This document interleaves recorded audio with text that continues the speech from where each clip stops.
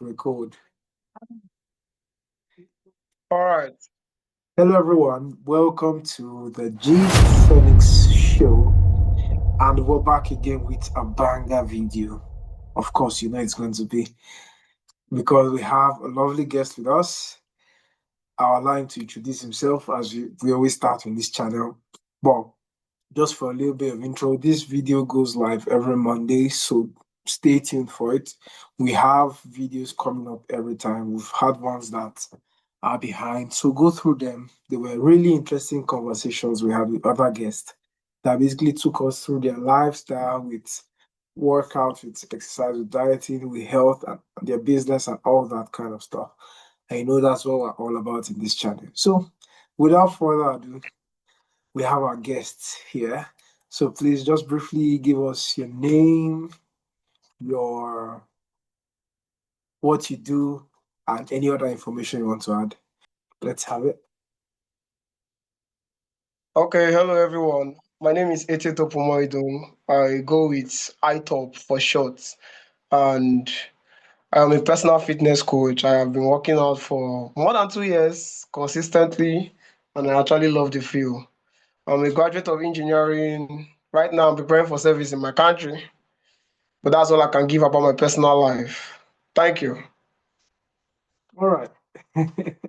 That's a good introduction. A brief one, even.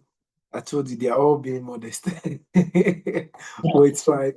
We'll get to that's why we have this show so that we can get to more things about them that might just help you in your life or in your fitness journey. So without further ado, let's get into it. So I'll say it like this, starting out into fitness. You've mentioned about 2 years work active fitness experience, yeah? As a coach Yeah. or yeah, okay.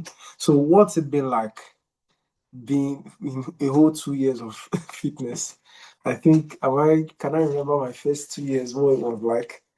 So there's a lot of up and downs for me, yeah, from the inconsistencies to some that I didn't even classify as, if I removed some periods as my part of my fitness journey because the inconsistency there was so much. So how do you go on in your end and what's it like so far, having been 2 years into the journey consistently? Well, I was very intentional about being consistent because there were like early times of my year, especially when I started school. I did not want to work out on purpose. My siblings were already working out, people around me were already into it, but I was just like, let me be patient. I'll get there, then I'll finally start so that I can be serious. So I had to set my mind straight, set the goal that once I start, nothing is stopping me. So I actually started my fitness journey with BW Fits because I was doing little home exercises and I was not satisfied. So I came across BW Fits. I to my coach, even though he's the one interviewing me right now.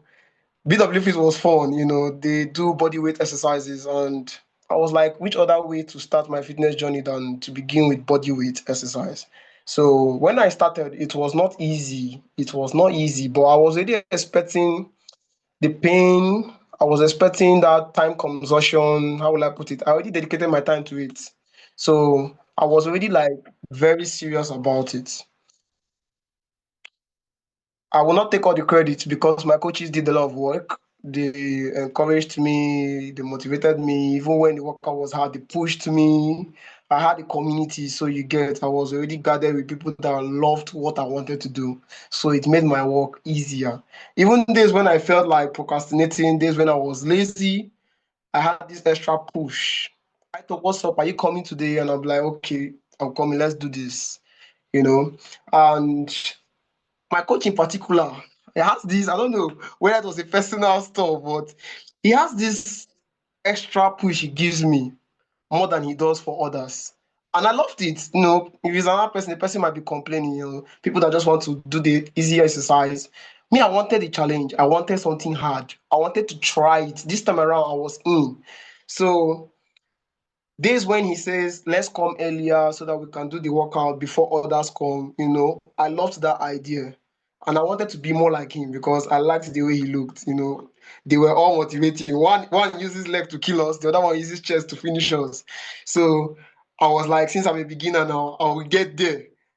I usually make this joke of give me 2 years, I will get there. So the fitness journey have been fun actually. And don't call me crazy, but I would say I was addicted to it. Even up till now, I'm still addicted to it. Like if a day should pass without me doing an exercise, I just feel like that's not me. Like you get, I just want to do the exercise. I've already put it into my lifestyle to a way that skipping it is not an option. Now, even if I skip, like when I started earlier, because speaking of consistency, when I started earlier, I kind of broke down periodically. I had little sickness that kept me 1 week inactive. But apart from those sicknesses, I was consistent. Consistent for my first year. Second year was a bit of body weight, and that was the year I decided to introduce the gym. You know, I went in for metal. It's one thing to train your body with body weight, it's another thing to train at the gym with iron, all those metals, those heavy things. So I tested the world of gym and I loved it a lot. So since then till now, I think my second year till now, I've been working out in the gym. The whole gym experience is very amazing, actually. That's how my journey has been so far. And I try my best to carry as much persons as possible. You cannot know me and not work out. You get. So it's either I'm gingering you to work out or me and you are actually working out. You get. I just love it so much. Yeah, that's what I have to say. Oh wow. That's so nice. That's a nice beginner intro to get us going in this. And he mentioned so many things that we can pick from. But before I go that, let me just remind you, hope you've gotten your pen and jotter so far. There's so much that our guest will give us today, whether he knows it or not yet. So just make sure you have this so that you can take it down because you don't want to miss those hidden points that will just blow up your fitness and health game so much. So back to what we were saying, I think he gave so much things that we can really pick on. But let's start like this. So I'll say first to let you know, Emma was the last person we interviewed on the channel here. So for those the last video here. Wow. So anyway, Wow. you can check it out later. We had a nice Sure. conversation, and I'm sure we also have a lovely one here today. So Hopefully. I'll give you this. So why do you think your coach gave you an extra push, like with respect to others from you? I know it's one thing you talked about. So why do you think your coach gave you that extra push? Well, I this thing has been with me from secondary school. I have this extra vibe. If a teacher is teaching, I am one of the students that wants to ask extra questions. You understand? Like the class is over, is there any more question? I'll be the one raising up my hand because I want, like, once I put my mind to it, I want to do it till the core. You get? So joining BW Fit and my coach watching me, I took the workout personally. I had to stand out. I don't know how I stood out, but I just took it personally. When your coach is doing the workout with you and you notice that, let's say he's going 20 reps, and most of the people in the community are stopping at 15 reps, 13 reps. No, me, I'll try. I'll keep going. Even if I can reach 17 reps and be shaking, I'd rather be shaking than to stop because I'm just tired. So I think maybe he noticed that I was really struggling to get to the finish point, and he actually noticed me. So he was like, okay, he took it personal. So I thought, let's try this, let's try this. And me, I love it. I keep telling him, thank you. I love the challenge. I love the challenge. I thought, can you do these reps? Yes, I can. I love the challenge. Usually, in the beginning stage, it was not funny. It's not easy to try and reach your coach's level because your body will tell you. Well, I thought I had learned it off till another coach brought leg to the matter. No, imagine I've never really trained my leg to the level where I can't walk. Like I usually train my leg, but I've never really done like that was my first time. I did leg exercise and I felt it. I was like, wait, and I will not forget that song. Remember that song that you guys use? Leave Sally up, leave Sally down. There was a particular song we Yeah, use. Sally up. Yes, that song. Yes, they use the song to squat. and stand. As the song goes, according to the sequence of the song, you get to squat and hold, then you get to stand. So I was like, okay, I loved the idea. When I joined them, I noticed that I couldn't reach the end of the song. But my coach was reaching the end of the song. And it was not looking like they were meta humans. You get, I was like, come on, if they can do it, I can do it. Like, why can't I reach the end of this song? I took it personal. I took it personal. Like, I kept trying. It was hard. And I think they must have noticed that I was putting in the work and I was trying my best to achieve the goal. So they ended up taking it, personal. They took interest in my workouts and they trained me extra. I really appreciate that up to today. Honestly speaking, any workout I'm doing is reminding me of my coach. If I'm squatting, I'm remembering the beast. If I'm pushing up, I'm remembering it well. Even if I'm doing dips, I'm remembering like everything. Just my whole workout lifestyle just reminds me of them a lot. Yeah, so I guess that's how they took interest in me. So yeah, that's quite a lot. All these stories just take me way back to the whole time when we're into it. And I'll say it was really a lovely time having the community together, working out. So just for anyone, just search up Sally Up song. Maybe I'll put it in the description of the video so I can search it up. I'll advise you try the song for any exercise, anybody by any exercise. Just see how much more creative it has been or it can be because the song includes a lot of reps and a lot of hold. So with those two alone, you can feel a lot. And initially, I think in the song, initially they used it for push-ups, but then we now improvised. I mean, very sweet. Trust us to make it sweeter. The entire community. And it made a lot. So from this, I'll now ask you this: what's important? How do you think? How would you rate community in terms of hitting your fitness goals, in terms of getting into your health and all those things? What would you say about having a community or being in a community? Yeah. I will say it is necessary. It's necessary. Um, we are all common. Most of us are common with this proverb. Show me your friend, and I'll tell you who you are. The person you spend most time with, you're likely to be like the person. I don't think we should ignore the importance of the people around us. Now, you can't tell me you love fitness and you want to venture into it, and the whole people around you are a bunch of lazy people, fatigue guys, procrastinators. You know all these people that speak bad about exercising. They don't even value fitness generally. So your community is very important. It takes a community to actually make someone dedicated. How will I put it? Imagine the encouragement, imagine the challenging, the pushing. Who will do all those? It's people that are in your community. Now when I say community, I don't necessarily mean an external group of people that you have to go and join. Community can also be your brother at home, can be your friend in the area. Community is someone that you can keep account with, your accountability partner, people that motivate you. You don't need people that will talk you down, because I've met a lot of people in this my journey that actually talk me down. Some of them don't value it. They be like, "Are you training for war? Why are you?" They try to, but because of my community that is motivating me, I can't lose focus. Consistency is something you build with community. I believe if you have a community, it makes your fitness lifestyle easier and fun. Because if you want to do it alone, it's possible. It's possible people do it alone, but community makes it fun. It makes it easy. It makes it like family. Imagine having a family for something you love. You get. So community is very important in the line of fitness. That is what I Mm. will tell you. Very funny what you said. Some people will be asking whether you're training for war.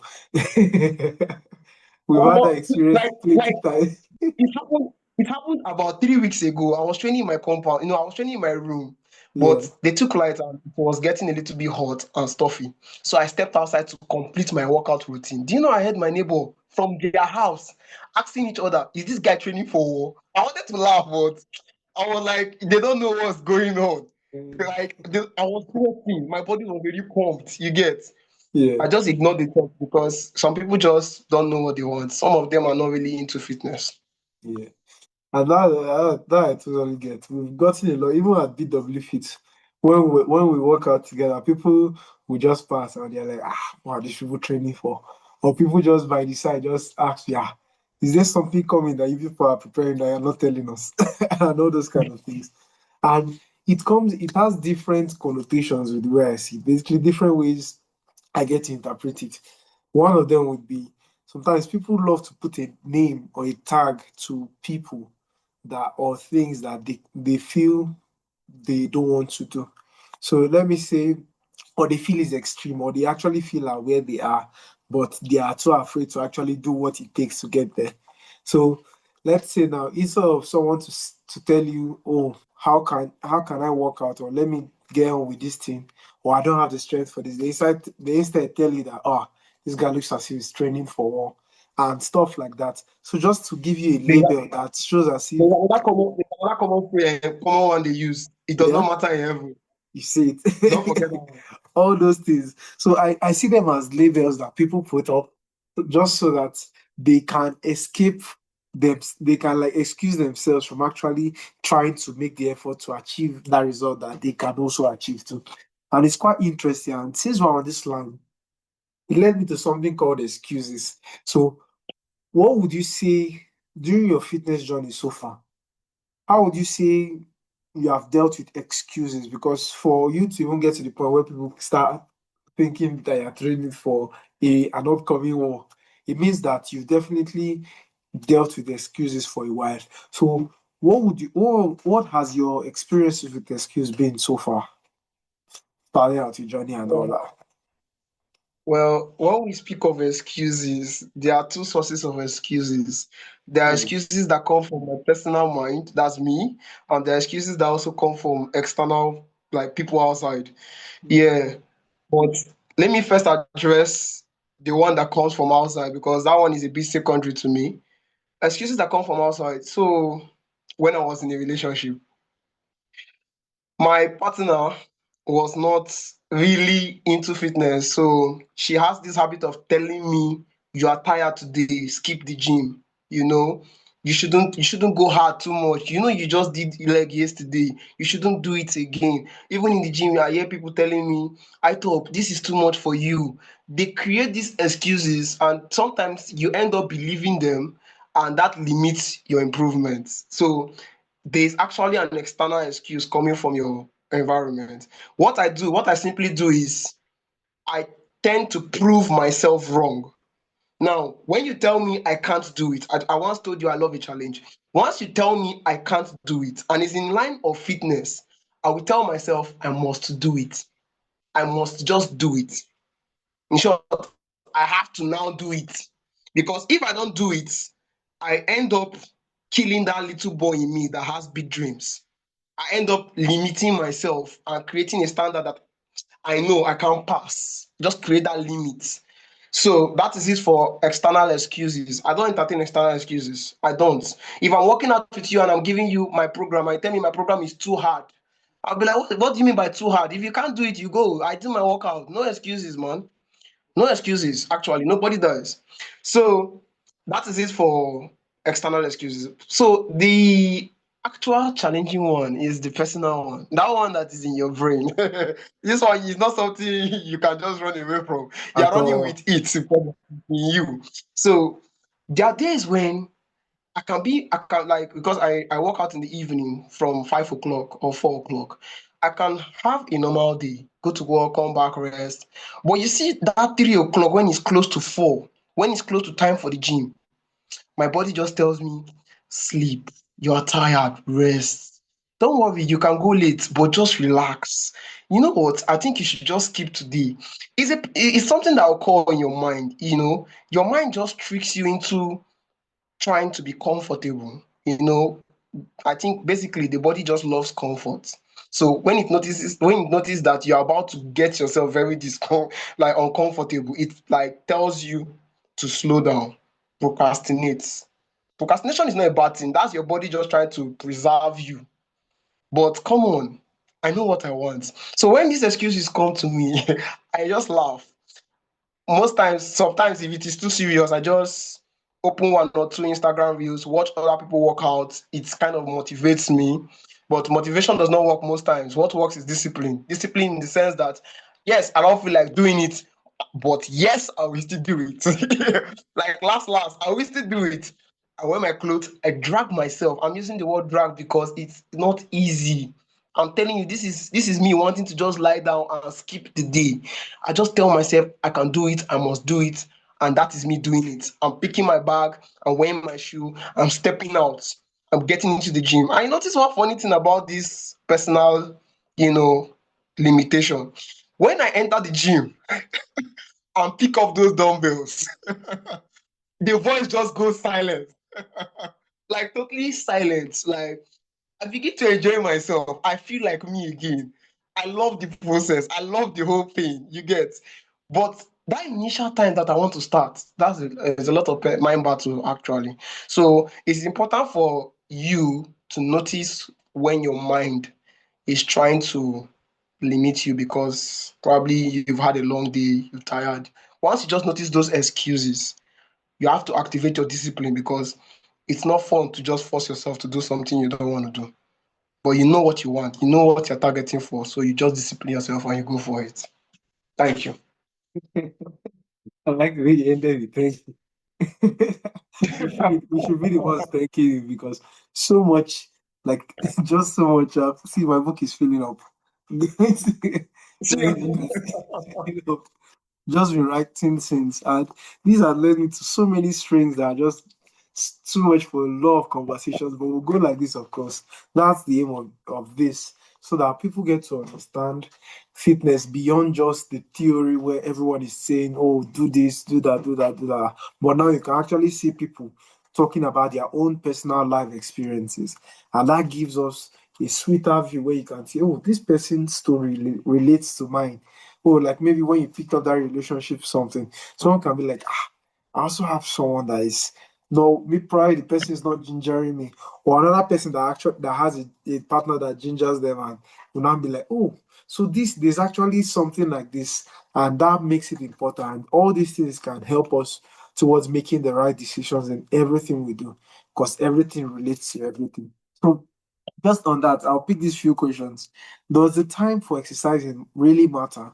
Because I know you mentioned something about how you work out in the evenings. So does time really matter? Is there like a golden time where if you work out that time, you suddenly turn to Hulk, or you exercise is just you can just do anytime? What are your thoughts about that? Actually, Well, there is no like, for me, I would say there is no golden time, but there's your time. Okay, ah, there's your time. There's your time in the sense that it might favor you to work out in the morning prior to your health condition, prior to your work and activities for the day. You can also work in the evening, especially when you know you're done with everything you have to do for the day. You go for your workout in the evening. yeah, Some people even work in the afternoon. But that one, I cut cap for them because afternoon is like your body is at a state where I don't think you should really, really stress it. But yes, you can work out in the afternoon, but I don't really support afternoon workouts. Like I said, is a you timing. Some people even work out late at night, probably from that 9 p.m. till like 11, then they sleep on. It depends. That's what I'm saying. But working out in the morning, you get to work with this fresh energy. Your body just rested through the sleep, through the night, and you're about to start your day with a fresh energy. So you challenge that energy by taking yourself to the gym and probably burning the energy out, like using the energy to work out. mm, That also can work. I used to work out in the morning. My own was so bad. I used to work out in the morning and evening of one day. I did it through, like I did it for 6 months. That was which year was that? Hey, I've forgotten my date. That was my school IT. I yeah, did it for 6 months straight. And I noticed that it was weighing on me. It was weighing on me in the sense that it was quite too much. Though I was resting very well, but it was quite too much. So recently I decided to just work in the evening because that works with me. In the morning I'm busy with work. In the afternoon I'm probably resting. I take my time to sleep, even if it's 30 minutes sleep. I must just sleep so that my brain can relax. I need my brain to rest with me. Then in the evening, I take my body out. You get, I work it out. I stress it to the core. Do you know how stressful it gets? It gets so stressful that the coaches in the gym pursues me normally. They know me. They know me in the gym. Once it's 8 o'clock, I thought, come and go home. Come and go home. I say this now is funny because they are always pursuing me from the gym. Like I stress it at evening. That is my timing. Yeah, that is my timing. But yes, I'm speaking about timing. The duration also matters. Okay, some Yeah. people do 2 hours, some people do 3 hours, some go as far as 4 hours. But if you do your research for your health sake, there are specific hours you can manage. Some people can manage 3 hours. Some people can't manage 3 hours. So you must know you so that you can, set aside a particular hour duration for your exercise. Sometimes you don't even need hours. Probably 30 minutes workout. It will still give you what you want. Thank you. Okay. So you said, I like the way you ended that. I said, you must know you. And for the beginners out there watching this, how do they actually get to know themselves? Because at the same time, they are getting into it, they are all new to the space. And one thing as a beginner, every information sounds so credible, especially if the person has a good body or something. Whether the person has a good body, even at some point, all the information just sounds so good for you that something you should try. So how do you really pick out what's good for you? How do you get to know what's good for you as a beginner starting in fitness and not just do everything? Like for me now, when I started out, I I started out in an environment where everybody was doing different things. Though after I started with them shortly, I've told this story many times. I just felt something was off somewhere, and then I changed my process. But now these other people that where I was among them, they've been in it for a while, and I noticed that they didn't notice that anything was wrong with it. So how can you actually know what is what is working for you? I don't know if you get the question. What actually works Yeah. for you? Yeah.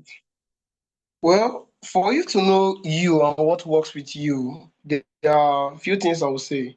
If you have the finance, you get to see your doctor. You get to see your doctor, a health professional. They will usually just guide you and check you up, test you, check your obesity, check your weight and all those stuff. Then they'll advise you on how long you should work out.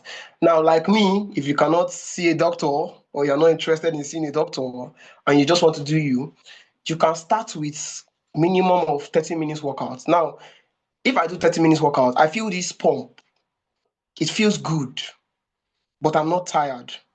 Like I'm not tired. I just felt like I'm just starting. So this is how I do me actually. I feel like I'm just starting. So I extend it to 1 hour. I do a 1 hour program. Mind you, within this 1 hour, I'm resting in between sets and in between reps. So I'm actually not stressing myself too much. That's very important. So in as much as I'm doing 2 hours, the workout might be smaller than 2 hours because I'm resting in between. So when I stretch my span to like 1 hour and I notice that I still have enough energy in me, I go for 3 hours. Now, presently, I just work out for 3 hours, 30 minutes. That's how I work out because I got to know that this is the time range at which I can reach my peak energy and I can get tired. Now, when I'm tired, I stop. You know you're tired because the muscle is weak. You can't do more than 5 reps anymore. You're gone. If you force yourself beyond that limit, you can actually sustain an injury.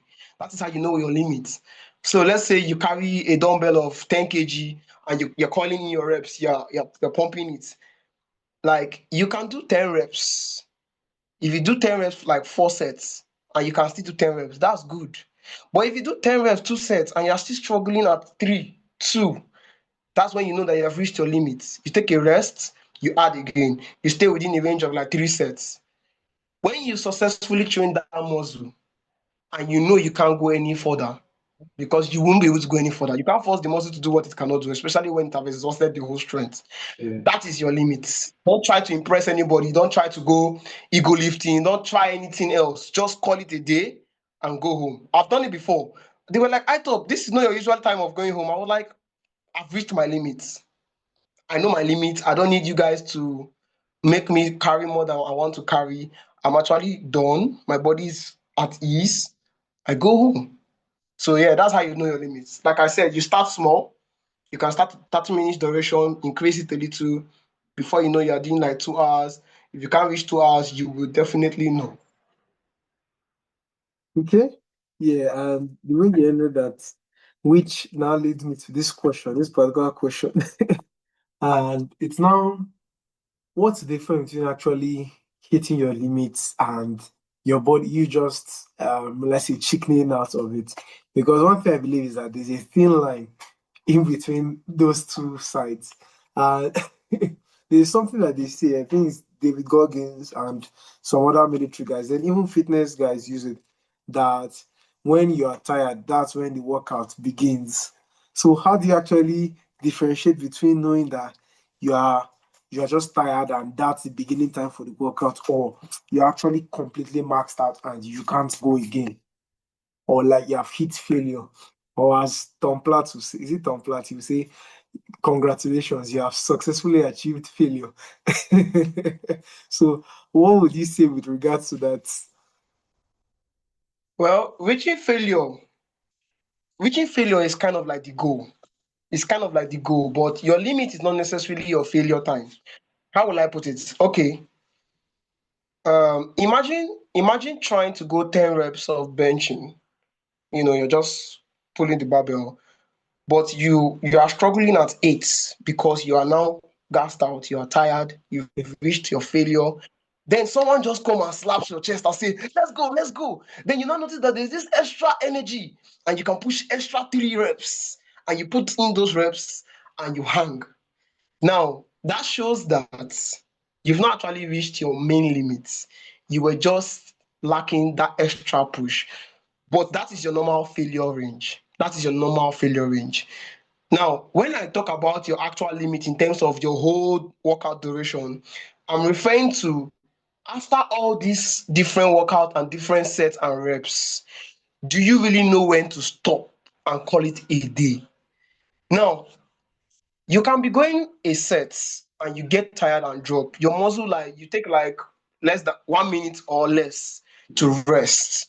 Then you still have the energy to go another set. That's different. It's different from when you finish the workout, you are gassed, you probably drank a lot of water. Now at this point you are struggling. That is you outside your own limit. Yeah, like you're supposed to earn for the day, but you are just outside your limit.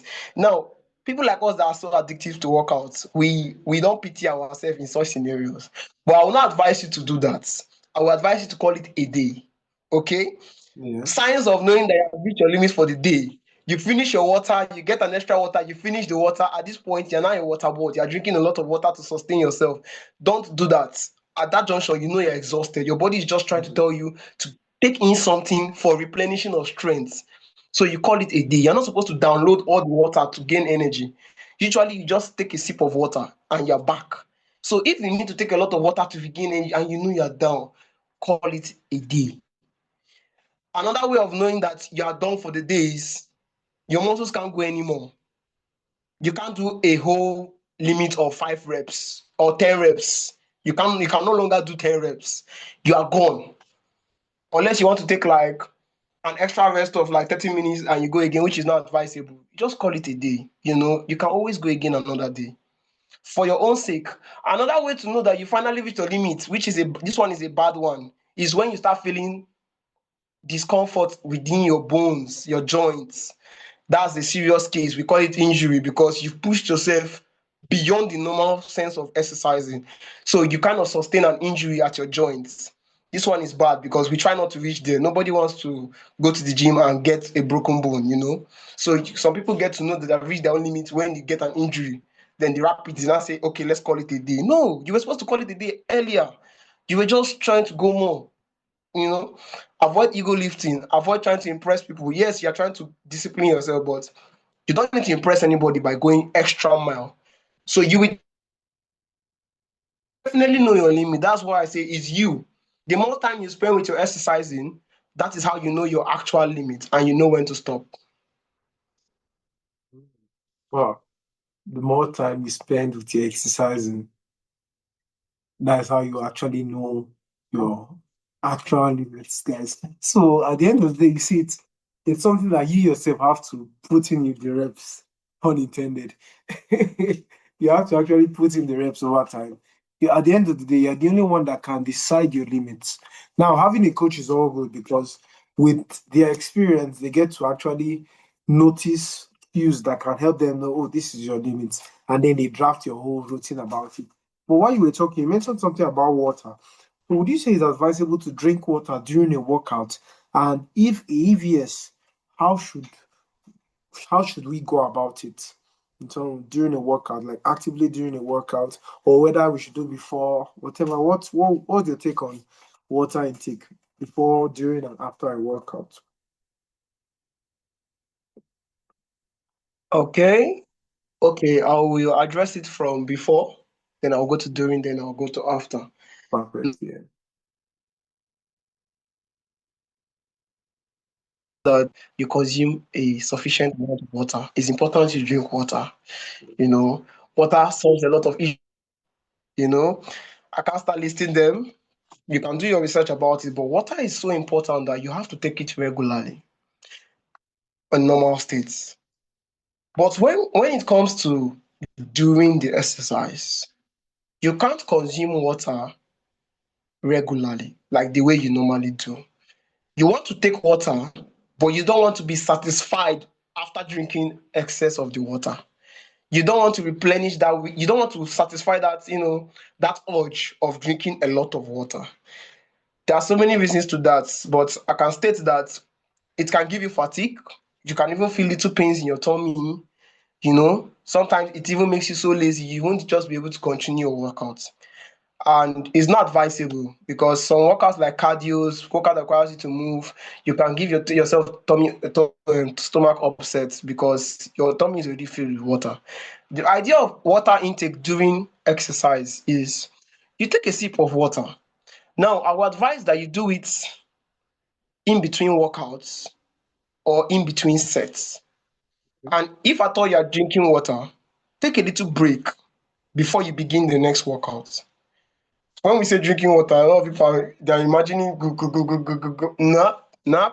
One, you drop, you're good to go.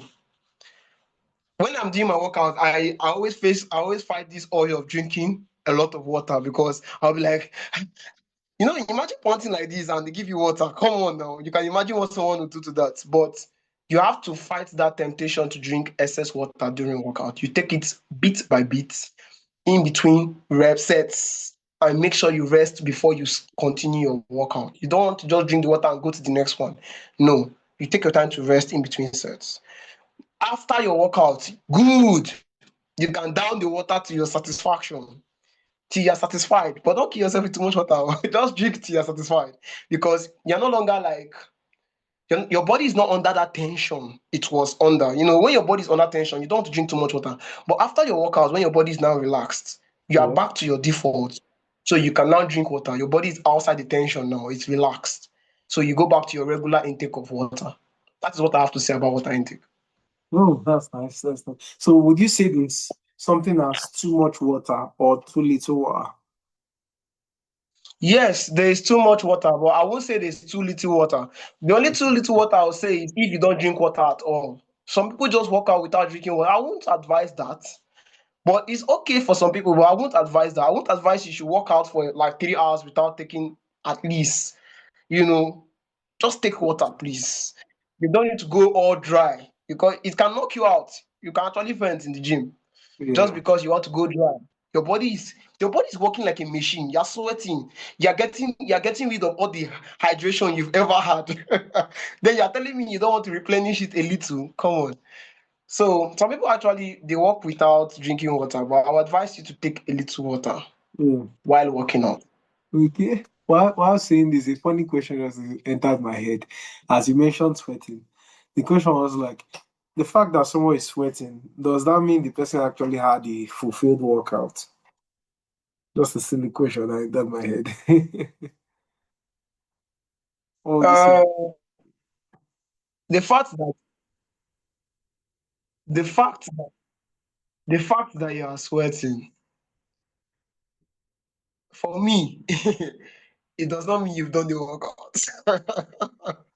Because naturally, there are people that actually they sweat. Like me, see, as I'm talking to you, I'm sweating. Like people sweat naturally. So if Yeah. you just give them the first program to do, they are already started dripping. Like they're already dripping the sweat and all. they have soaked their clothes and all, but you soaking your clothes does not mean you sweat the workout. Now, there are other persons that don't even sweat at all. They can work out, they don't sweat. In short, there's no opportunity to sweat because the fan and the AC in the gym will not even let them sweat. Mm. So your sweating does not count for the quality of your exercise. It doesn't actually count for quality of exercise. It's different genetics. People sweat more than others. And you might be doing a cardio program. So cardio makes you sweat better. Okay. All right. Oh, so much. Like I've gotten so many questions that I'm thinking where to choose from. Let me start from the beginning. Now, I think when you were talking about your 2 years journey, like when you're talking about your 2 years fitness journey, you mentioned that there was a time you were sick and didn't work out so much. So, what's your take on sickness when it comes to being a fitness guy? When, because I mean, maybe I don't want to say everyone has that, but probably there might be a time where someone might fall sick. So how do you think they navigate their sickness towards doing exercises and everything? And should they really? And if they should, how would you advise someone to navigate? Or even better still, how did you navigate it? And even recently, how do you go about stuff like that? Sickness can be so annoying that it takes you unaware, especially Really? when you have great plans for yourself. It just limits you. It makes to some extent it even make you depressed because in the line of fitness and bodybuilding, sickness actually has its way of reducing your body size, and that's a bit discouraging for people that want to build, that bigness, the bulkness, and everything.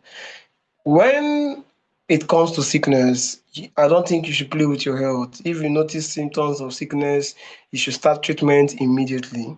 And I will advise that you stop working out. I will advise you that you stop working out because your body now needs that strength to fight these diseases or to fight whatever bacteria or microorganisms disturbing you, whatever is disturbing you at the initial point. Your body needs strength to actually battle them. So you don't want to go and work out and cause your body to break down faster. You want to like focus on your treatment. Now, while treating, you try to consume a lot of water. It's important you treat early because if you don't treat early, this is what causes a lot of people to slack. Some of them lose weight a lot. Now, if you treat early, it saves you all those stress. It keeps your bulkiness, your muscles are still intact. Now, after treatment, it's important that you don't just go back into workouts carrying as heavy weight as you used to, because there's always this feeling of I used to carry 20 kg for coiling, so I have to go and resume with 20 kg. No, you must not resume with 20 kg. You just recovered from a sickness, an ailment. What you should do is probably you start with 10 kg. Start with something light. Do light exercise for the start. Like for me, I would advise you to do light exercise for like 1 week. You do light exercise for 1 week. Let your body like slow down into the workout process. You don't just jump start your body into the exercise. You slow down into it. 1 week should be enough for your body to catch up with what you used to do. Now, in the second week, you can now go back to what you used to do. And mind you, the trick about all this illness and recovery is that don't play with your water intake. In as much as you're treating yourself, you have to take enough water. Then in your recovery process, you still take enough water. People have different ways of recovering. Some of them take blood tonic, some of them take supplements. I will still advise you to drink a lot of water. And never jumpstart yourself into carrying heavy weights. Just start light, okay? The gym is not running away. You will still definitely catch up. Your massive body will still catch up. The whole called muscle memory. Your body knows its initial size before the whole breakdown. So in a space of 2 weeks, you will definitely get back your shape. All right? No panicking. That's all. Oh, nice. Guys, he gave us a merch idea. He gave us a merch idea. Just start light. That's a massive merch idea. Yeah, you'll see it on the shop so far, on the Gistanics shop. So just check through, go to the link on the bio, check through the Gistanics shop. You see so much there that I can pick up. I mean, just start light. That's a, a massive one. And I'll say Thank you, man. Thank you, man. that thank you for that. And then picking up the next question. I just think which one should I pick? Well, let's go with this. Let's go with the first one. Yeah, let's go with this. How important is leg day or training legs? Because I know you mentioned how your coach came in and then started giving you legs like you'd never seen before.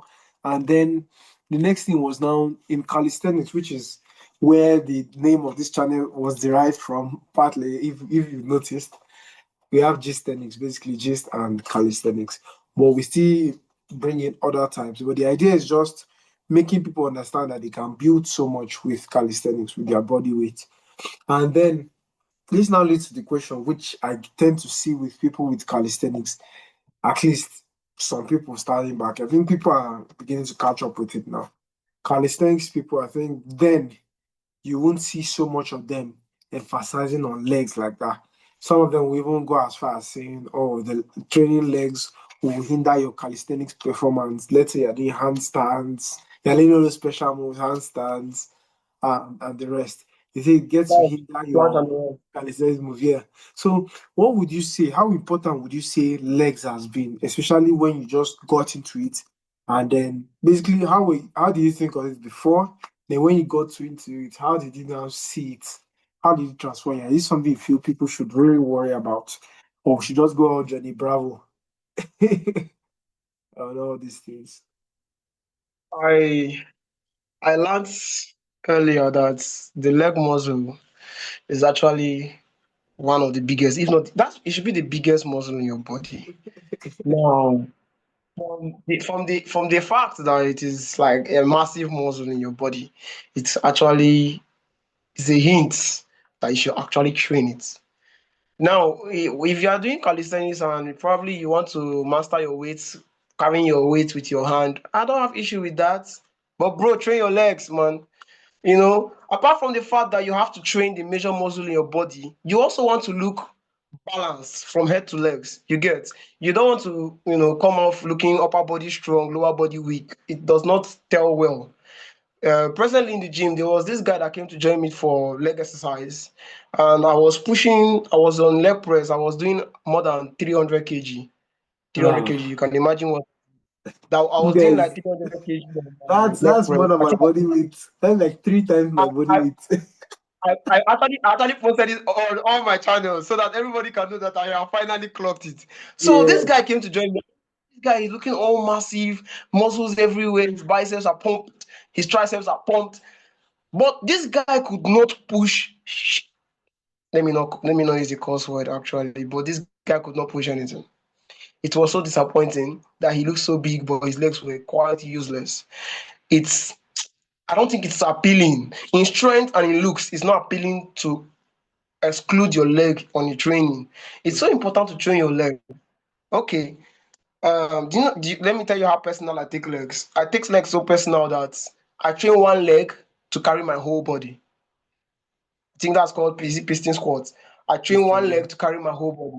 Yeah, I use one leg to squat and stand up because from my coaches, what did I learn from my coaches? I actually learned that leg is the hardest workout. Yeah. They did not tell me that one. I felt it within my body.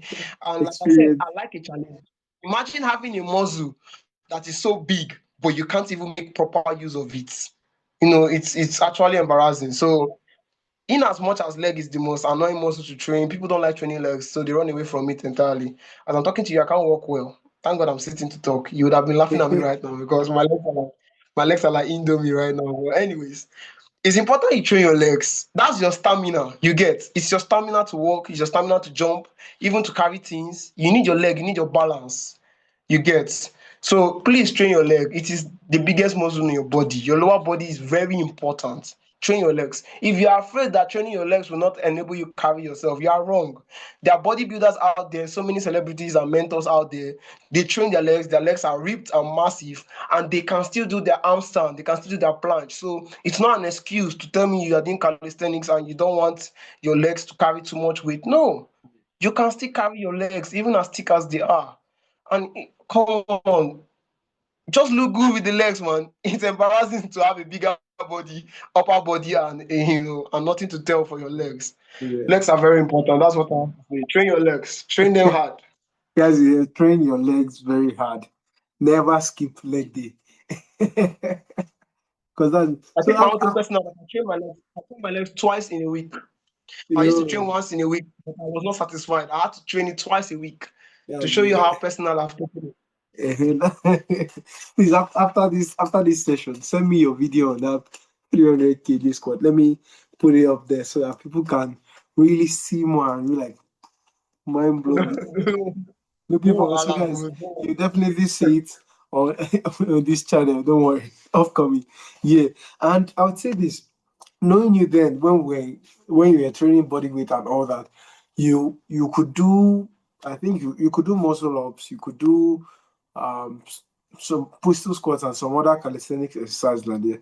So when you transition wahala. to, and heard you mention that you are basically training your leg to carry your whole body through the pistol squats. So this now brought about the question where, as you transition from the fully body weight into also using the gym now, how were you still able to maintain your calisthenic skills? Did you lose them? Like now, what's it with them now? Well, I will tell you on personal levels, but first I must let you know that without me now, I'm giving you general advice. You can still be in the gym and not lose your calisthenic qualities. I lost mine because I stopped practicing. You know, whatever you stop doing, you get less good at it, actually. But I took my one leg squat personal, so I did not lose that one. I even in the gym, people ask me, guy, what are you training for? Why are you doing one leg squat? I just ignore the whole talk because I know what I used to do, and I try to keep going. You get Yeah. muscle up that I used to do. I tried doing it recently. Today I entered school, so I tried doing it recently. I couldn't. And I was so disappointed in myself. Like I felt so bad. You know, people that were looking at me, they were like, you can't do it. But they don't even know me in the past. They don't know that I could do this thing, like I do reps. So personally, I'm trying to catch up on what I've missed out on. I'm trying to catch up on what I've missed out on because there's no excuse, regardless. Even in the gym, people still train calisthenics. All right.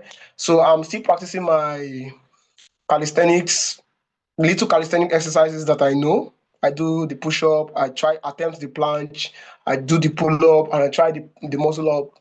I still do them because I believe these exercises hit muscles that people don't really touch. Yeah. Yeah. In as much as we train major muscles in the body, there are still these little minor muscles that are responsible for doing what people do with calisthenics. So I Yeah. try not to ignore those muscles. Yeah, that's why I keep doing it. So on a scale of 1 to 10, how bad have I lost my calisthenic form? Let's say I was on a 10. Now I'll give myself a 6.5. Yeah, and I've really added weight, so it has even become a little harder. Yeah, really So, harder. one of my flaws with calisthenics, and one thing that I said I would be known for would be I want to be the heavy guy that can do massive calisthenics skills. And of course, that goal has not left my mind. It's still there. Sure.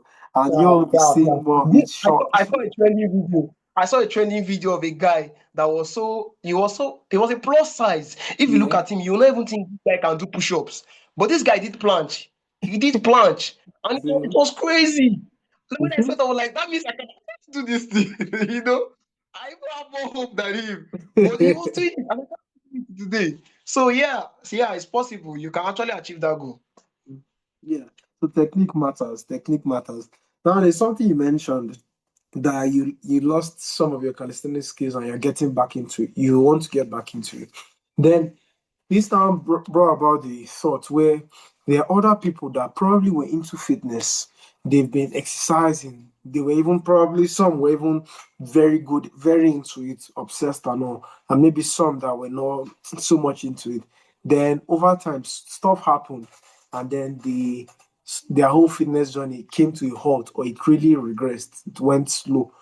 So how would you say they can get themselves back into the flow of this whole getting back into the whole exercise vibe, just like the way you're trying to get back into your whole calisthenics vibe to add it to hit extra models? So how would you advise people to also come back up with their own journey, just so that they won't feel discouraged? Because I've also had my fair share of living. I mentioned that beginning at the beginning time, I was really inconsistent with it. So that leaving and coming back, I knew how much of a struggle it was. So how would you go about it, and how do you advise people to also go about that? Well, when it comes to leaving the culture and trying to come back to it, it's like, in short, it's even harder than starting it for the first time, because now you've tested it and you can imagine the stress you will need to go through to catch up with what you were supposed to be doing. So it kind of gives you this feeling of, let me just skip it today, let me just leave it, maybe I'll do it next month, next week, because you know the stress involved, you've tested it, you know what it is like. So it's a bit harder for people that have done it before and somehow they stopped doing it. Yeah. Now, if you are trying to get back at it, like me, if you're trying to get back at it, the first thing you must do is you have to decide that you want it. You have to decide that it is a priority. There is a way you make sure something is a priority. You don't need motivation alone, because you definitely have the discipline to attempt it. Not do it, oh, attempt it. I'm using attempt on purpose because workout is so funny that once you test a little of it, that is all you needed, actually. So in as much as you find it difficult to begin, it's because you've not attempted it, you've not tested, you've not just tried it. Now, let me give you an example. Um, there was a time I used to do 50 push-up. There was a time I used to do 50 push-up. Then I stopped. I stopped doing 50 push-up. And when I attempted it, I did only like 30. And I was so discouraged. I felt like, let me just leave it. So I left it. I did not do push-up for a while. Now, knowing that I needed to do push-up, first thing I did was I identified the fact that I needed to do the push-up. Now, this is something I want. And if I cannot go 50, I told myself I will just start with 10. I started with 10. I did 10. Now, doing 10 was like, nice, I can actually go 20. I went 20. If I can do 20, I can go 25. I go 25. Now, the short story is that I actually did 50 and I'm back at doing my 50. Now, the highest I've done is 60. I now do 60, even though my coaches are telling me 100. But I now do 60. Now, what am I pointing out? I'm pointing out that maybe the reason why you can't come back to this workout is because you are thinking of the whole load that you've offloaded and you're about to carry again. Don't think of it as a load or a burden that you're about to carry again. Instead, take it step by step. Don't try to jump the step. Take one step at a time. Pick a simple routine. Something simple, something below your energy strength, something that if you do, you're not even tired. Pick a little routine and do it. That is how to start. Just pick and be consistent with that simple one that you're giving yourself. Now, watch out for the people around you. That's where community comes in. Now, if you're a person that's trying to get back at what you used to do, you need people that are already doing what you want to do. It's very important that you mingle with people that are already doing what you want to do, because there is this energy like connection. When you meet someone that was doing what you want to do, you are motivated to do it. In short, the person helps you do it, in the sense that they can either force you to do it, motivate you to do it, or you watching them, you feel inspired to do it. So always keep yourself around people that are actually doing it, because most times we quit workout because we ended up in the wrong clique, we ended up in the wrong group. Now, if you know you're in a group, you're in a place where people are not actually interested in working out, there's a high chance that you will not work out again. For So sure. you go there, you find a community. Yeah, that's one thing about joining a group. Joining a group is important.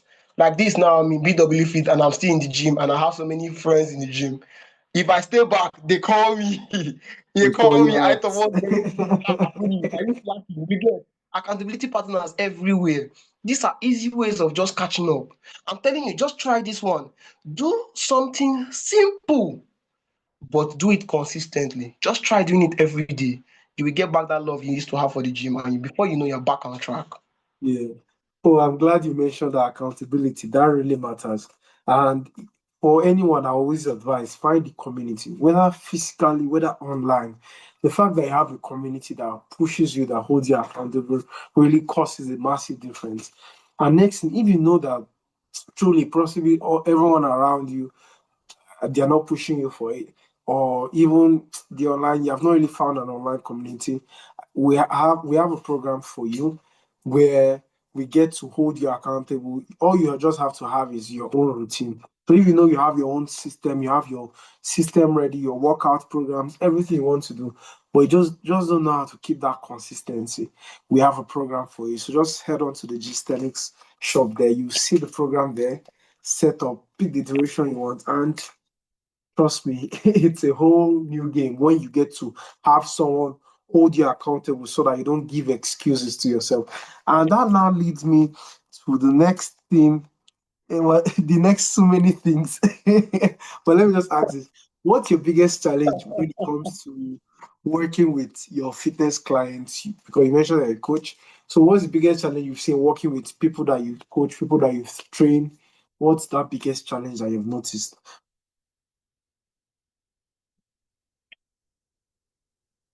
Well, biggest challenge I've noticed working with clients. Biggest challenge. Will I say there's a biggest challenge? First of all, they have to pay me well. Second of all, they have to do the workout. But there are challenges, definitely challenges where the client no longer wants to work out. That's like the biggest challenge I've had.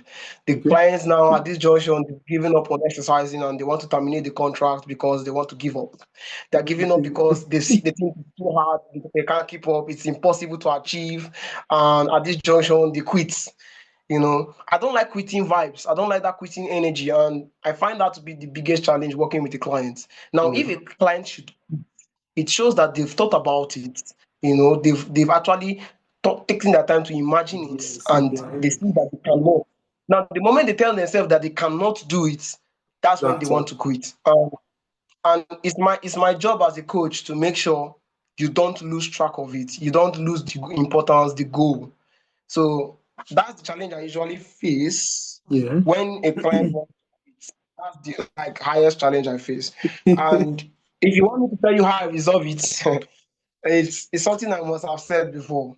So I make the workout fun. I have to make the workout fun. I have to bring back that first love they had for the exercise itself. I have to remind them why they started in the first place. I need to tell them that there are people that have gone through what they are going through and they came out a success. I have to tell them that if it were easy, everybody would do it. I have to remind them the whole importance of working out, the health benefits. you know. Sometimes I even remind them that I've paid money for this thing. Come on, you've paid the money. Why not just get your money Do the worth? work. Just do the work you get. So I try my best to be encouraging to my clients, but the biggest issue or the biggest challenge I've had with the client is when they just choose to quit. Okay. Oh, that's like quitting client. That's really painful stuff when you know that this person has good potential to actually hit what they came to you for initially.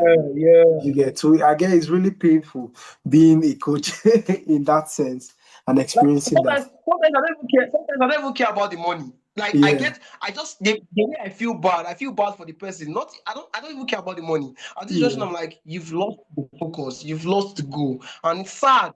It's sad to see somebody turning their back on exercising. It's actually Yeah, sad. sad, really.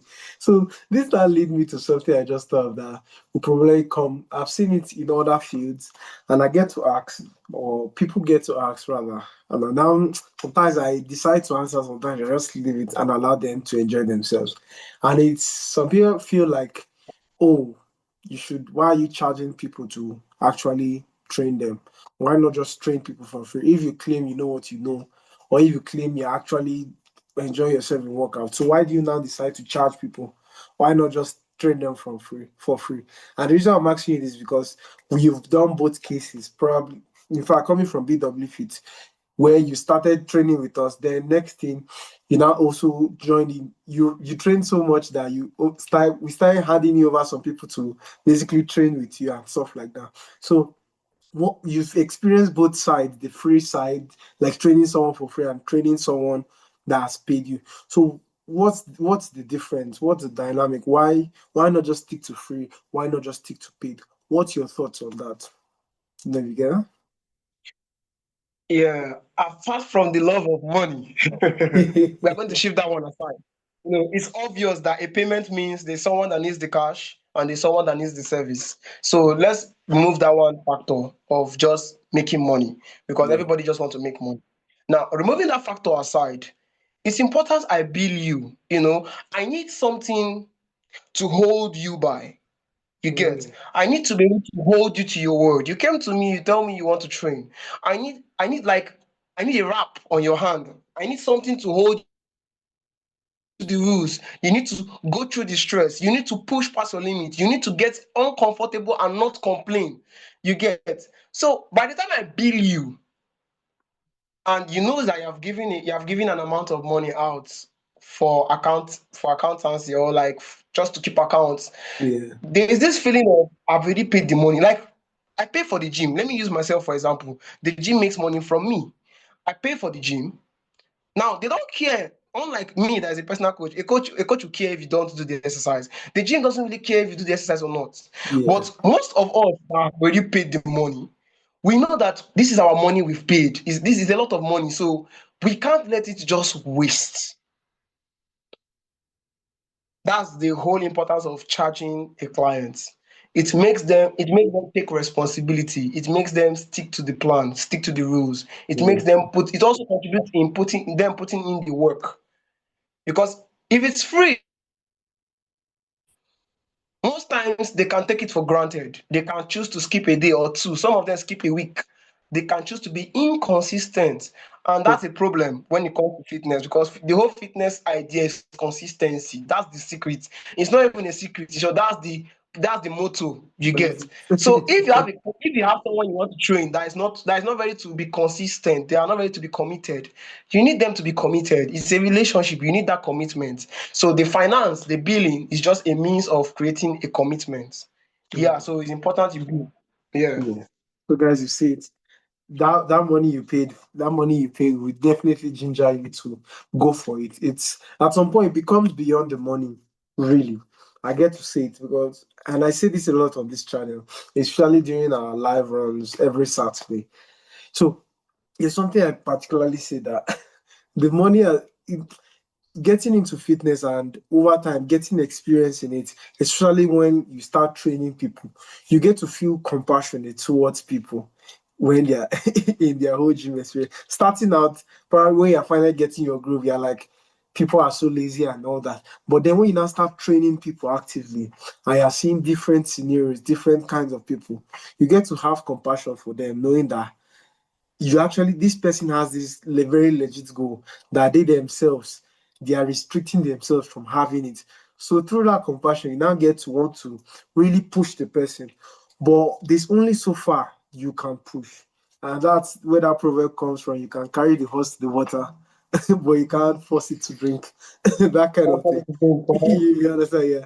And then that's where the payment also comes in, where you get to commit. So things like this, you can actually commit to it. By the time you have removed the money, you commit to the system, you commit to the training of the coach. And then even at that, you still notice that there's still the opportunity for the person to slack. But then having committed to the coach and the coach knows that, oh, you actually now you've shown me that you are ready to accept my time. So as a coach now, they now invest that time back into you by making sure you gain your results. And that's one dynamic I'll say is really sweet. And at the end of the day, everyone gets to see the results they want to achieve. The clients getting also buff whatever their goals were, whether they are losing weight, whether they are gaining muscle, whether they are training for war and all those kind of things. They get to see their results come out live. And it's so beautiful when you get to see testimonials and you get to hear. Like it goes beyond a lot, guys. Me, I'll tell you. When you get to hear, oh, Like, because of their look at me, yeah, right? Actually a testimony. you see it, okay, guys. You get to hear, I'm not doing this, or like sometimes some of my clients that I've trained, some even before I've trained a long time ago, they just feel like, oh, I'm now hitting this thing. Oh. I just remembered what you told me before, and now I'm seeing it play out so much. Or I've gotten this, or I'm now in this size, or I'm doing this particular number of reps and all this kind of. It's really mind blowing, and it really gives this kind of joy that even goes beyond the money. Yeah, but you know, the money is necessary. Well, anyway, that's by the way, Sha. That's just that's just by the way. But yeah, guys, find yourself a coach today. If you want to be serious with your game, it cuts you of all try and error. That you don't have to do the try and error we did starting out. Trust me, there was a lot of try and error, I'll tell you. And there's also something that you got to mention earlier, and it's something I get to talk about my life that get to talk about on the live, the award-winning Gystenic show. If you have not the Gystenic show, 10K the year. We do that every Saturday. And that program came as a way to help people gain momentum, whether they've been sedentary throughout their week, for maybe entrepreneurs, office workers, and so on and so forth, that their whole week was busy, they were not able to get in anything. So we now brought up that run where they can still get in some workout, even if it's not entirely enough, but small workout, as you say, little workout is better than no workout. So from there, people can get momentum. Then there's one particular thing I mentioned that even if people are tuning into the live and they are not working out at that moment, they should still stay on the live. And it's beyond just them being on the live to add up to the views or to interact. No, there's something he gets to do, which I found out that you also mentioned. So I wanted to just dwell on that.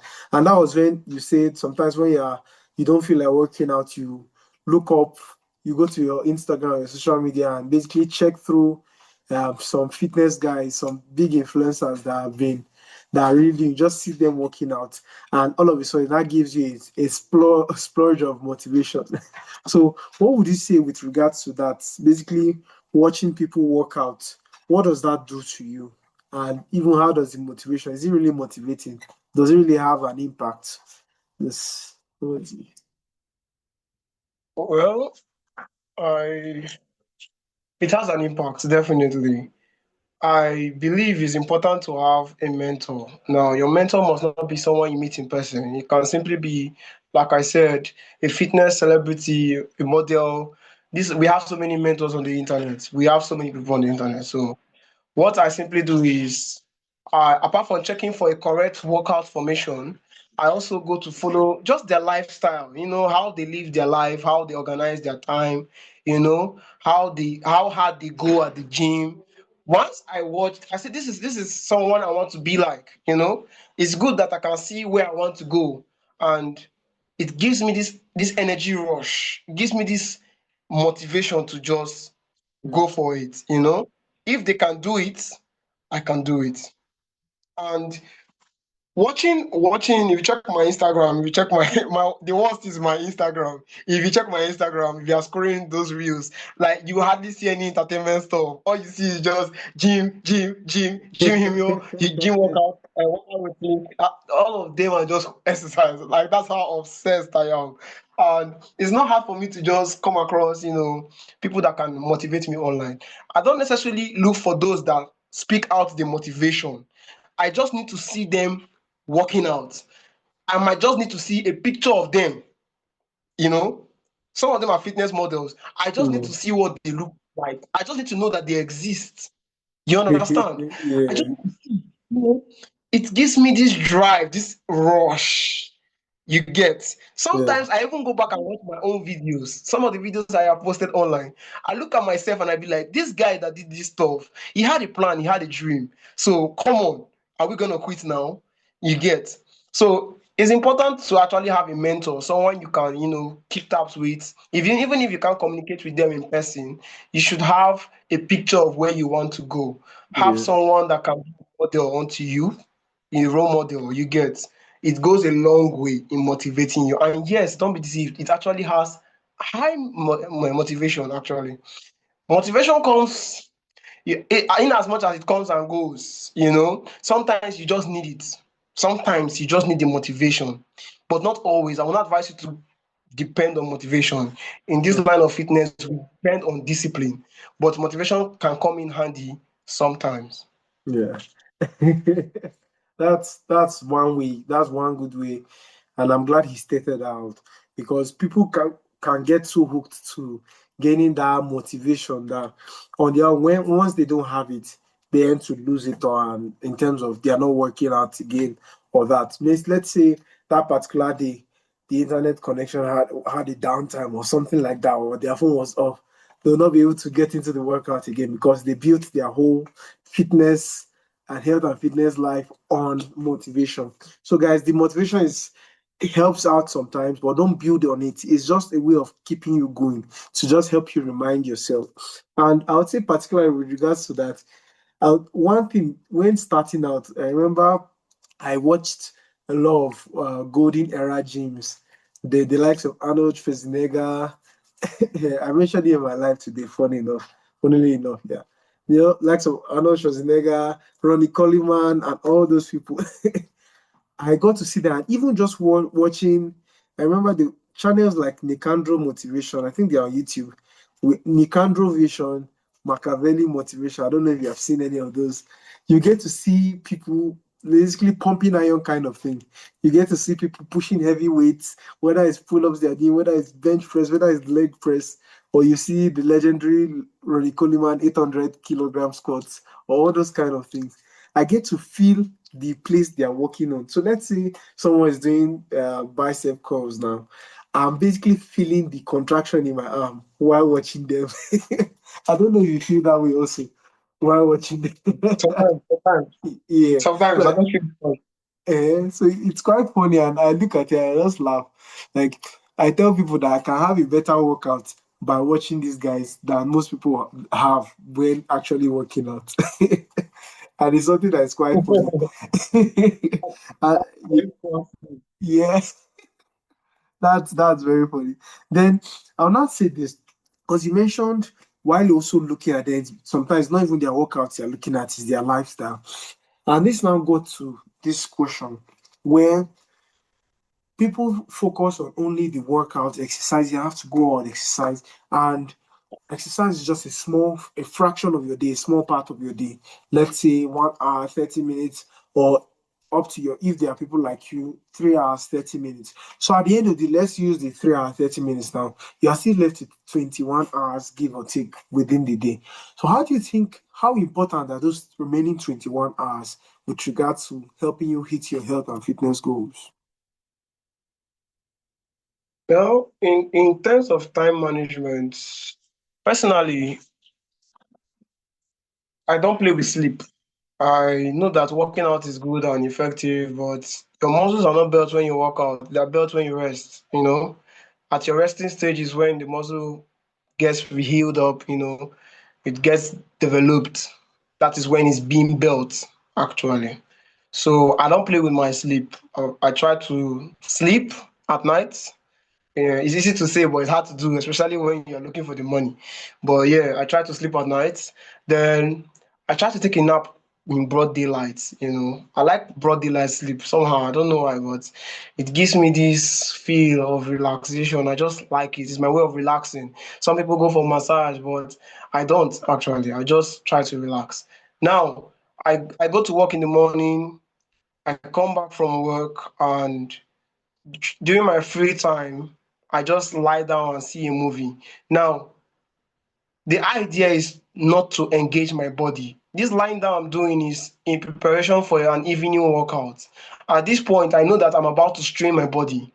So I just try my best to get in the rest because it's like this: rest, eat, sleep, go to the gym, go back again, rest, eat, sleep. It's a cycle. So, in as much as I'm entertaining myself by seeing a movie, I try to rest my body.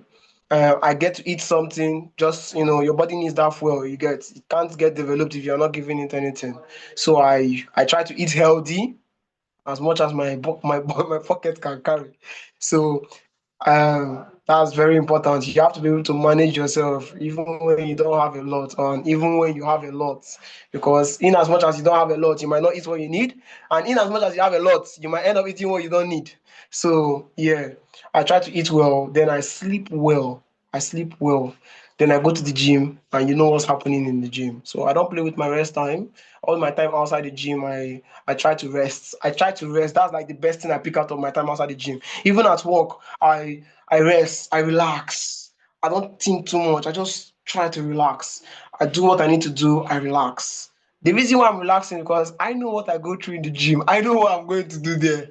There's no relaxing for this body for that 3 hours straight. So yeah, that is it. I just try to rest and sleep as much as possible. Yeah, yeah. And you talked on two particular things.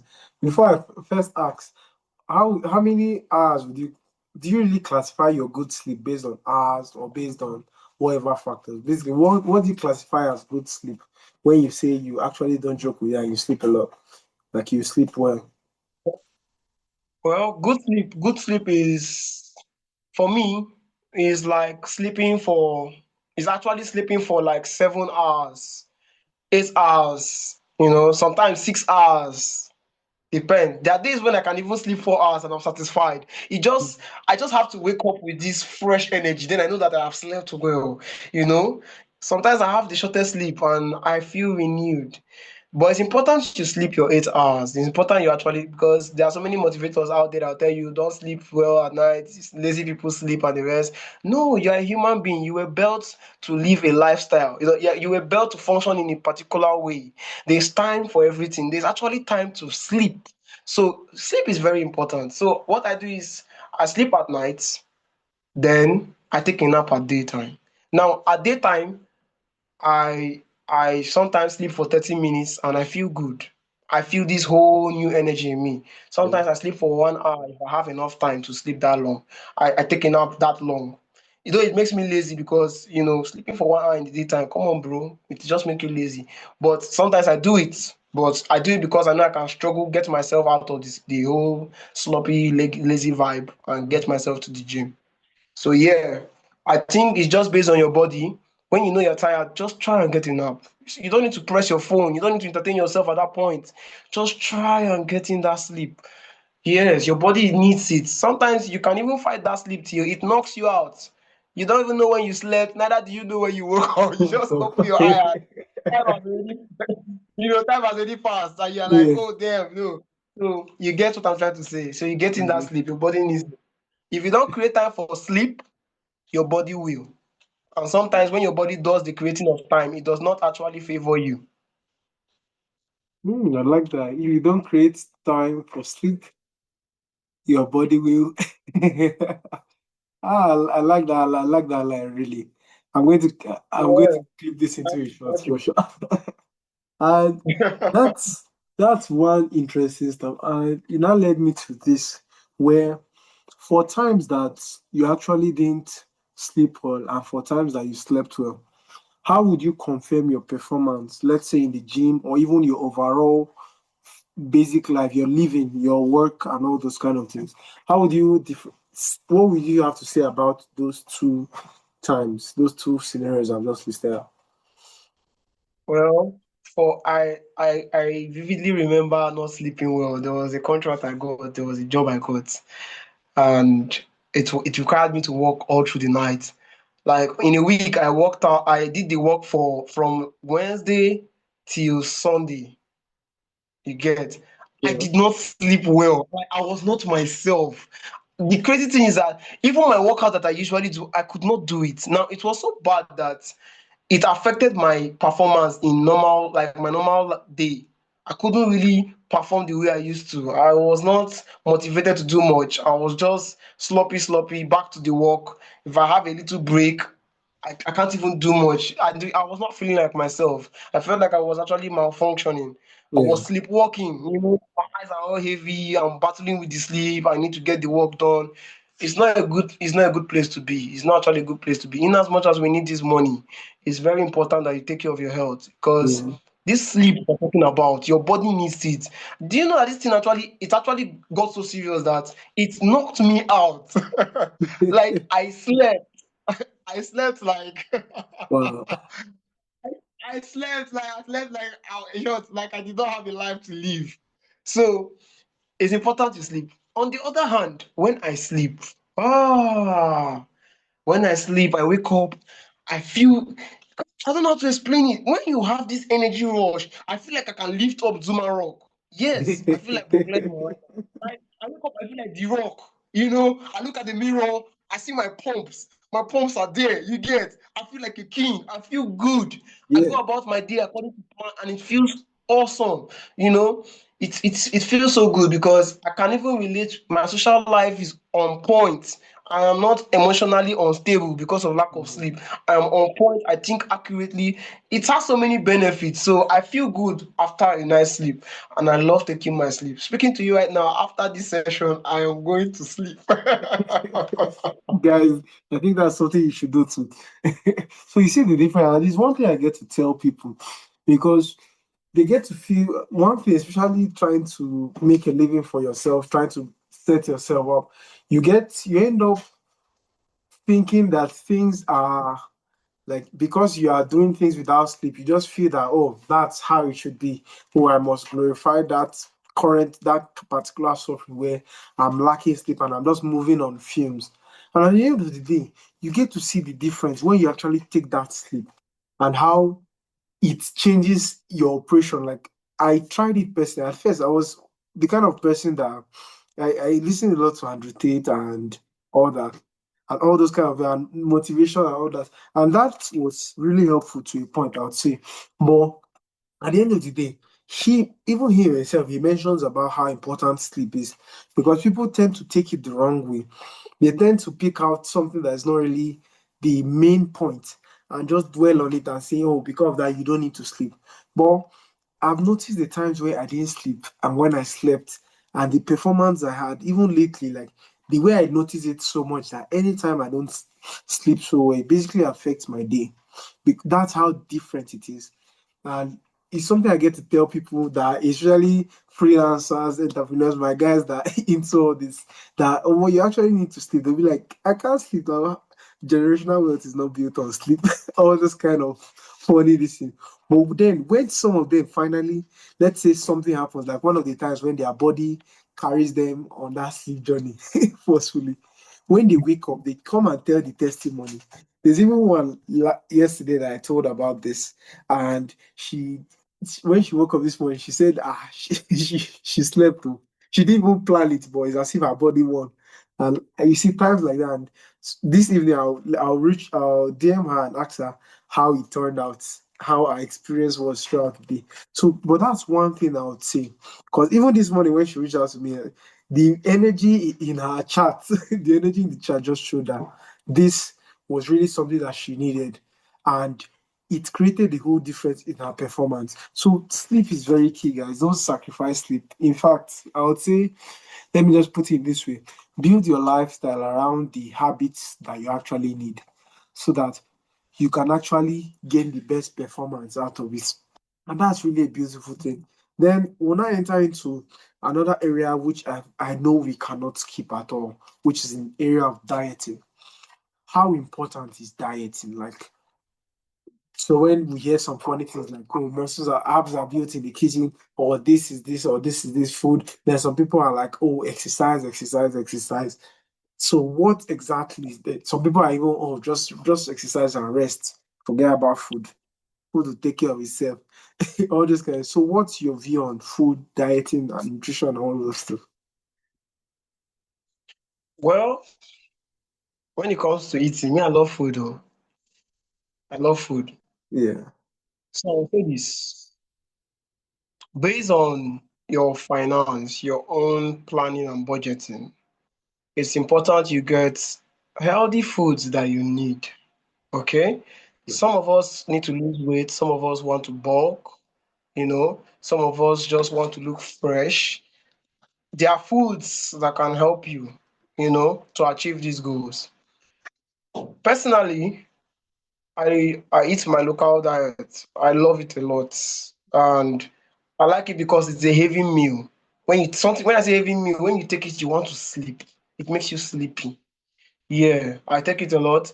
Then I consume eggs for protein.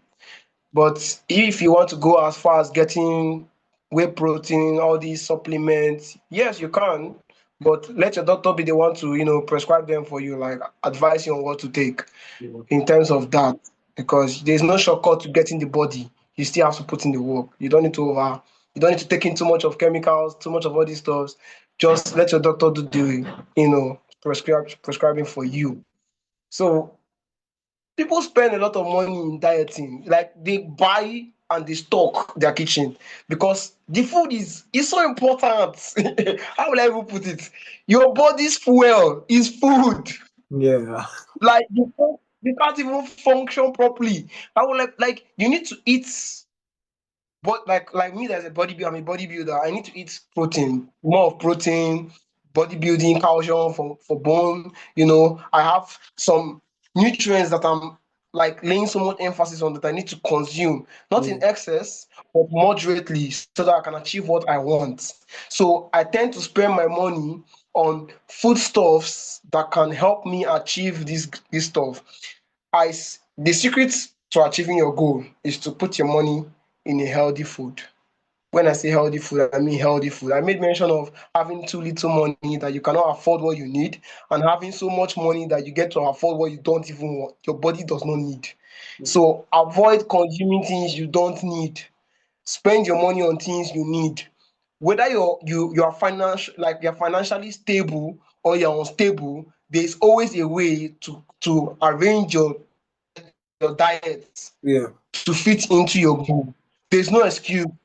There's no excuse. Unless you say you have been starving for days, you've not been eating anything for a week, which is impossible. Somehow, money enters your hand. You have to plan it well. This that is common to all of us. You have a chicken change in your hand, a small amount of money. Some people just go ahead to buy, chewing gum. Some of them buy biscuits. Some of them go Yeah. ahead to buy all these drinks. Some of them spend them on this sachet alcohol. It's unnecessary. Do you do you know what I spend my 200 naira, 500 naira on? I just go and I sit down and I buy eggs and I start eating. I just eat eggs. I just casually carry my money and buy Hollanda milk. I take the milk. All these things I'm doing them intentionally. There's no excuse of I don't have the money. The little you have can actually help you achieve what you need. It's just that you tend to want to satisfy a craving, so you get to buy the things your body don't need. So dieting is important. Take it intentionally. You are what you eat, so invest in that. Okay. You just know how to give the best statement enders. I think the is how they put the best climax, the best clincher. You are what you eat, Yeah, guys. thanks, man.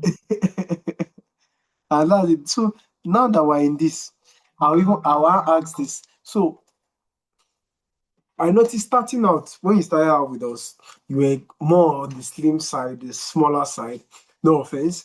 And then now you've gotten much bigger.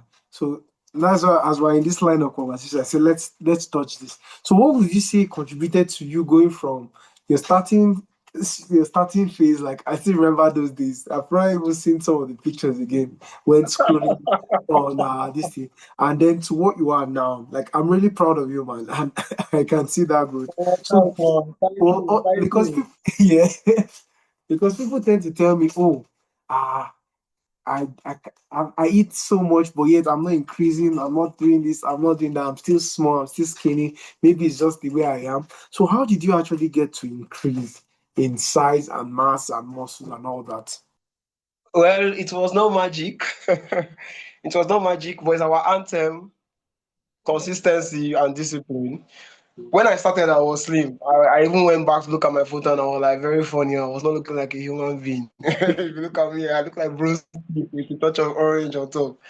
But so far, I I don't, how will I put it? I so much love the challenge of Yeah, building myself that I push myself past my limit consistently. Now, I don't just work out consistently, I intentionally push myself past my limit consistently.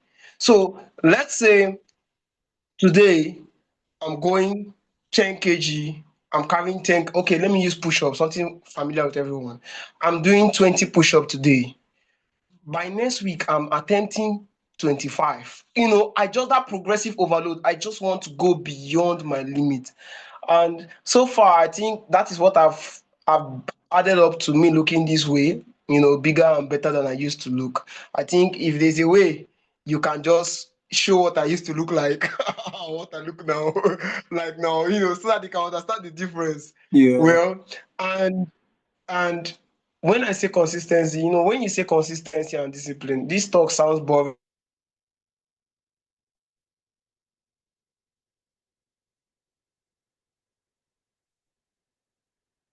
on this lifestyle. Like, how will I put it? I can't. I eat it for a living. I do it on a normal. It's in my bloodstream.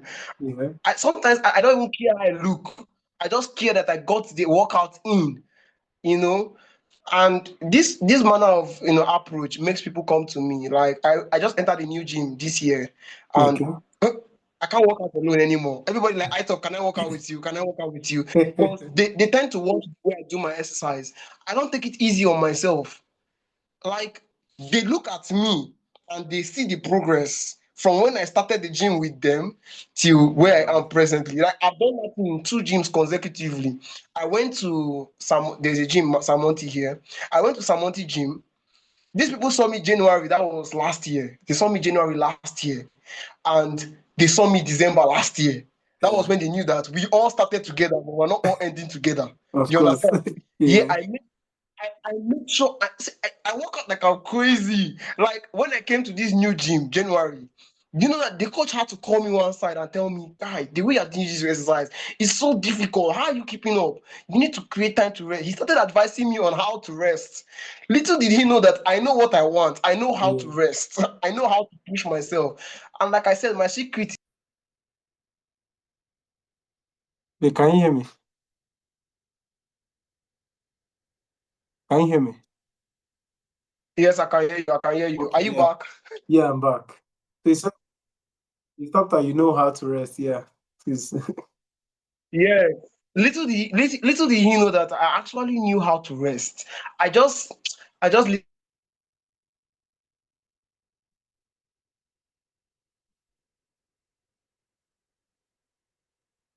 Guys were experiencing a bit of a downtime. listened to him and I saw this guy that was working out harder than me. Guess what I did? Oh, Guess what I did? what you Are you beat with the me? guy? You can you hear me? Yeah, I can hear you.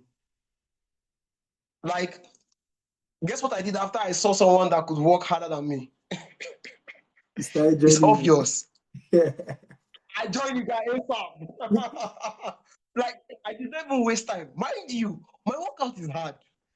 But when I saw someone going harder than me, Yeah. I joined straight. That's just how I am.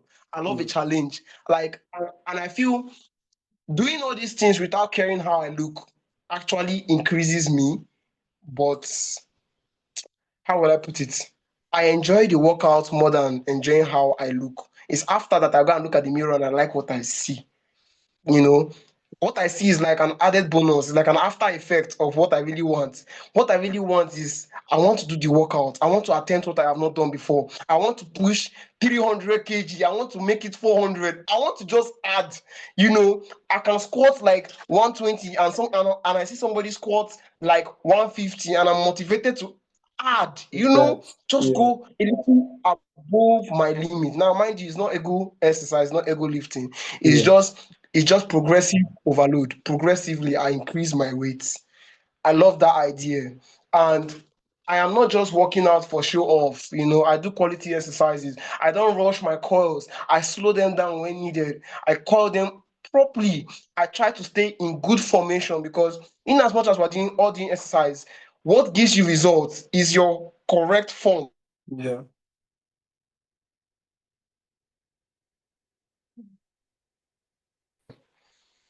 Correct. So, in the space of my intense exercise and my sleeping habits, my eating is so poor. Let me even come to you clean. My eating is so poor because if I had my way, there are many things I would have gotten. Yeah. But if you see my body, you will not even know that I've not been eating well. And it's not something to be proud of. I'm just letting you know that out of these three factors, sleep, Yeah. workout, and food, I have maximized the one I have, which is workout and sleep. So much that the food factor is not really telling on me. You know, if Yeah. I had my way, I'm a beast. I'll be bigger than this. I will be bigger than this by now. Yeah, so far I've been in the gym for almost 2 years. I will be bigger than this by now. Yeah, but let's just say I'm being humbled by life for now. But That, there's no yeah, secret to it. I told you that's all yeah. I do. I just love a challenge. I love, going hard. I like doing quality exercise. I don't do eye service in the gym. I know what I came for. You can't ask me. You cannot bring love and come and tell me because of love I leave my workout. You can't. The only excuse I can give myself is probably I'm sick or maybe I got a job that I had to do overnight. Apart from that, I'm back at it. I'm back at it. Yeah. So that's my secret. That's all I can say. And that's a big one, man. Uh, Thanks. yeah. So let's shortly bring this to a close, sadly, because if Ali was here, we're just going to talk a lot. Because as I always say, Good. there's so Good. much in fitness, and it's so encouraging to really say a lot about it, and there's so much to talk about, and that's even one reason why I started this YouTube channel. Because I figured out, oh, for some people around, just telling them about fitness, some people are not really interested in it. So just pouring your heart out, you are just at the end of the feeling even as if you are boring this person away. As well, like let me actually bring my fitness conversations to people that will actually want and like and appreciate the conversations. And that's why I came on the channel on YouTube basically. And then when I started this Gystenic show, where you can actually see how interesting fitness is, especially when you talk to people that are already in it, people that want to get into it, or stuff like that, people that are already big in it, all those categories. You get to actually see how beautiful fitness is and how it influences a lot of areas of your life. So let's just have these two ending questions.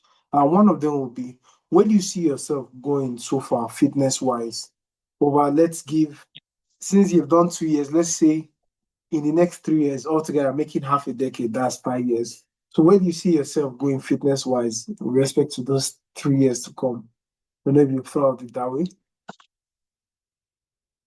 Okay, in the next 2 years, well, like I said, in terms of my body size, I don't know where I'll be. I was never really, really, really interested in my body size. Even though that's part of the goal, I do it a lot. Ever since my doctor said that exercise was what I needed, I just do it all the way. So Yeah. in 3 years' time, I, I hopefully must have increased massively because, trust me, I have great plans for these muscles. and, and and I have this habit of carrying people along with me. So Yeah. in 3 years' time, I'm hoping to have, impacted on a lot of persons because anyone that just meets me, I put in this love for exercising in you. And not just that, I make sure I train you in a way that you can even be better than me. Right now in the gym, I have people that they started less than me, but now we carry the same weight. I've trained them to the level where I work with them like they're my mates, you Yeah. know, and it gives me joy to. Yeah. Sorry. I seriously don't know what's up with this stuff. Can you hear me? You there? Yeah. Yeah, I can hear you. Maybe So maybe back it to is what you're telling saying. me. Yeah, it's a sign. It's trying to close us up. Maybe So maybe it's telling us it's time to round up. so yeah, as you were saying on Yeah. that, sorry, growth and So impact. in the next 3 years, I don't need to fail to mention this part. I hope to make my coaches proud. They have invested in me. Speaking about my coaches, even this one here talking too much, he's one of them. I hope to make them proud. I want a situation where they look at me and they're like, yeah, I coached him. That's my boy. Yeah. And that feeling of making your mentor proud, your coach is proud. I want to have it in the next 3 years. Yeah. I don't want a situation where I backslided in my consistency. Yeah. And hopefully in the next 3 years my finances will be as balanced as my fitness so that I can do my proper dieting and Yeah. look bigger a lot. Yeah, look bigger Uh, a lot. I can imagine the way I will invest in my dieting in the next 3 years. It's very exciting to even think about it. So yeah. by God's grace, we'll get there. We'll get there. And I hope to be very intimidating in the next 3 years. That is the goal. You know it. So yeah, to wrap up, I'll say any final words for the community? Anything you just want to say that you felt, oh, we've not mentioned, or just words of encouragement to the community? What would you say? Okay. Okay. Um, to the community, I want to let you know that working out is good for you. Working out must not be to look all big. Working out can just be done moderately just to keep your health intact. Workout is actually good for your mental health. Personally, I do it also for my mental health. Ever since I met my doctor, like they advised me to take it to do it because it's good for mental health.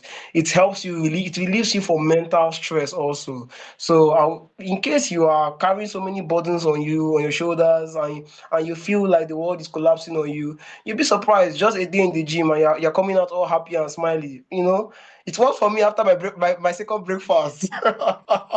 I actually felt relieved. I felt relieved of my stress in a way. It's an irony that physical body stress can actually take away your mental stress. For sure. And if you come across someone that is working out and trying to do something for themselves in terms of fitness, don't be discouraging to them, okay? Even in as much as you're not doing it, instead you should motivate them. The little you can do to contribute, do it. You can end up buying someone a dumbbell, you can buy someone an elastic band, you can buy someone a glove. I've always been joking about people gifting me important things to my ministry. If you want to gift me, don't go and buy me unnecessary things. You can buy me a gym track. I love all those stuffs. Buy me things that are actually encouraging. So I'll say that for people out there too.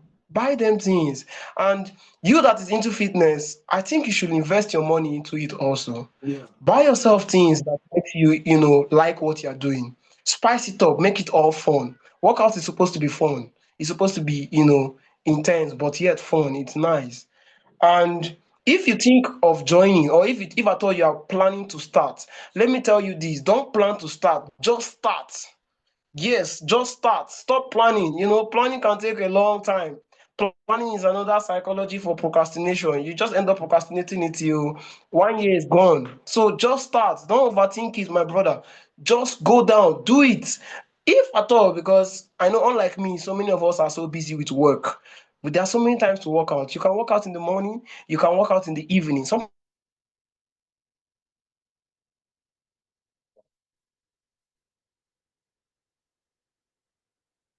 people, you can simply just do 30 minutes exercise. You wake up in the morning, you do it before you bath. Just do it, sweat a little. You go and shower. You go have your proper day. Yes, that's all I have to say. Well, thank Okay. you for having me. Yeah, so finally, where can the community find you? If people want to reach out or to learn more from you, where can they find you? Okay, okay. I don't know. Somehow at the beginning of this life, I was thinking about that. Um, I am Itop Physique on all platforms. You Wow. can find me on Instagram, YouTube, TikTok. You know, I post a lot of my content out there. If you want to interact with me one on one, you can let me know on any of these platforms. Usually I come on live on TikTok once in a while just to play a little fun game. Then I steal the opportunity to encourage people to work out. Mm. So iTop Physique, don't forget, that is how you can find me. Okay, guys. So that'll be all for today, guys. It's really been a blissful conversation, and I'm sure so much. I've had pages upon pages filled up with so much info, and his socials will be put up in the description. So just do well to check them. Reach out to him. Just tell him from Gistenics, and I'm sure he has a good place in his heart for us.